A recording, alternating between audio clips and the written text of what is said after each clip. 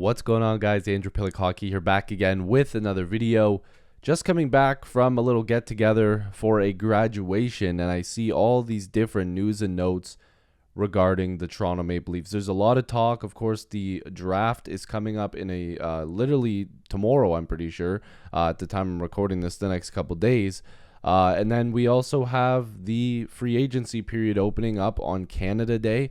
So that's really exciting. So if you guys have been loving the videos and if you haven't seen them already, go check them out and make sure to like this video and subscribe. Join the squad. Love to have you guys here. Tons of Leafs content coming up still this whole off season. Don't worry, I'll be continually making content for you guys. And I know a lot of you guys watching aren't subscribed, but I don't want to waste any more time. I want to start talking about all the info we're going to get into today. Of course, you're probably seeing the title. There is more Leafs news, more trade talk, and it's revolving around potentially Erik Karlsson. I don't know. I think it's ridiculous. But again, we're going to be talking about it because that's what we do here. We talk about everything. If the Leafs are in the news, if they've got any sort of news and notes, we're going to talk about it. But we got to start off with some quotes here. And Brad Treliving has basically confirmed that Sheldon Keith returns as the Leafs head coach next season. So I know a lot of people aren't going to like that, and I have a couple things here. First of all, Treliving is giving Keith a chance underneath new management. So maybe Keith is like, hey, listen, I wasn't really happy with the direction that they were trying to give me. This is the way I want to coach. I already was successful in the regular season. I want to see if this is going to work. Fine. If they want to give him a chance, they're going to give him a chance. But this is going to be a big risk to take. Sheldon Keith is a good coach. I don't know why people are saying this guy's awful. I'm not sure how you can get rid of Kyle Dubas and then hold on to Sheldon Keith. It doesn't make a lot of sense. So we'll have to see where they go from there. But again, congratulations to Sheldon Keith, another year as the Maple Leafs coach. I'm not here to hate on anybody that gets to keep their job. And again, I think Sheldon Keith is a good coach. It's just he needs to start out coaching other coaches in the playoffs. So hopefully that's coming with experience. So Darren Dreger also tweeting out, Toronto is circling around forwards Alex Kerfoot and David Kampf. Obviously, time is running out before the UFA market opens. Kampf appears to be more of a focus for the Leafs at this point. Now, a lot of people are going to hate me for saying this, but if you get Kerfoot dirt cheap, then fine. But if you're going to run him back at a higher cap hit or even remotely close to the cap hit that he was just at 3.5, I want no part of that. Like, I don't...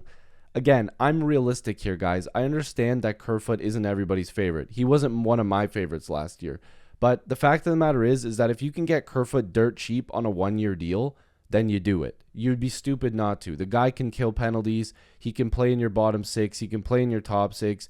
Like I said, penalties, he can be on your second power penalty. He'll be on your first penalty kill. He could be on your second power play. But again, I don't want either of these guys. I thought Kampf was really good in his first season as a Leaf. In the second one, it kind of tailed off. So I hope the Leafs aren't actually strongly considering either of these moves because, again, like I said, I'm just not interested in bringing these guys back unless you get Kerfoot back on a cheap deal. We have to be a little bit realistic here. Kerfoot is not a bad hockey player. He just doesn't fit the way that the Leafs wanted him to play last time. He's not a top six player all year, and I'm sick and tired of the line shuffling, and that's something that Sheldon Keith needs to get over. If you leave Alex Kerfoot in a bottom six role, penalty killing, second power play, and he is on a cheap deal trying to prove himself for maybe another contract next year, fine. Other than that, I don't want anything to do with it. Now, let's talk about the Treliving quote on Matthews and Nylander. So, of course, Willie and Matthews still have one more year on their deal, but after July 1st, they can sign an extension that obviously would take them past this season, and that's kind of what the Leafs are hoping to do, so they get a clearer picture on what they can do in free agency and what they can do at the draft, which is obviously tomorrow. So I'm not really sure what they're going to do if William Nylander and them are very far apart. Now, Treliving says, I'm confident we're going to get both players signed until proven otherwise. So he's saying he wants to be optimistic, but I think Matthews is probably going to sign in the $13 million range to 4 to 5 years. If what I'm hearing is correct, again, not from my sources, from Elliot Friedman and these guys, that's what they're kind of saying. But in terms of William Nylander, I think the Leafs are going to try to get him under $9 million. But we just seen that Dubois contract. Players are getting paid, and I don't care if Dubois is a centerman. William Nylander is a better player than Dubois overall. Like, he is a significantly better player in my eyes. Like, people forget Nylander just scored 40 goals last season, okay? So he's going to get 9+.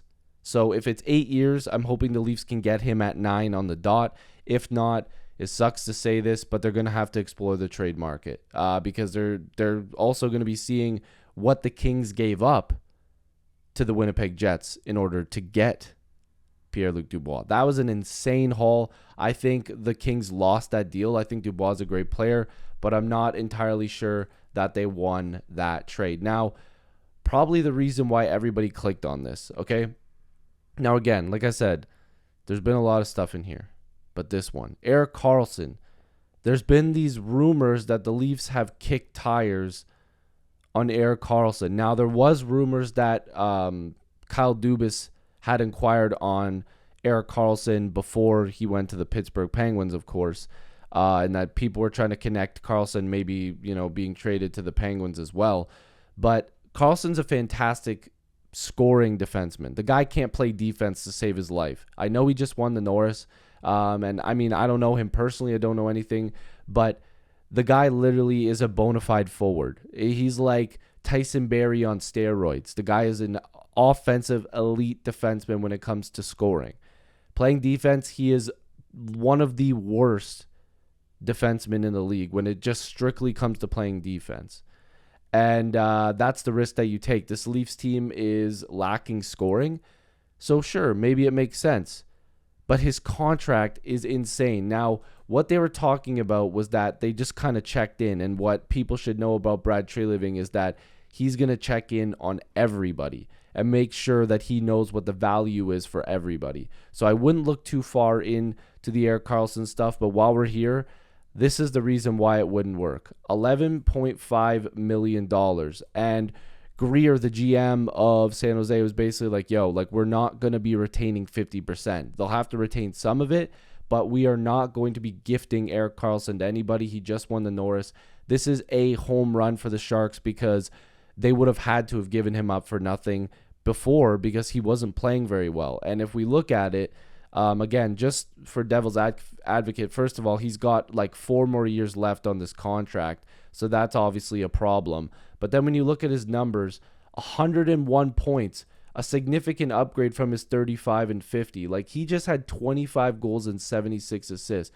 I know plus minus isn't a big thing, but being minus 26 is not very good. But on San Jose, obviously, you have to take that with a grain of salt. But look at his numbers leading up to this season. Like, I think they just took the leash off of him and said, you can go do whatever you want, run and gun, super amount of offense, just go for it. And then we're just going to maximize your trade value because we're not going to be good this year, so you might as well just do all the scoring yourself. So they did that. He's probably going to get traded to a contender, whether it's now or at the deadline.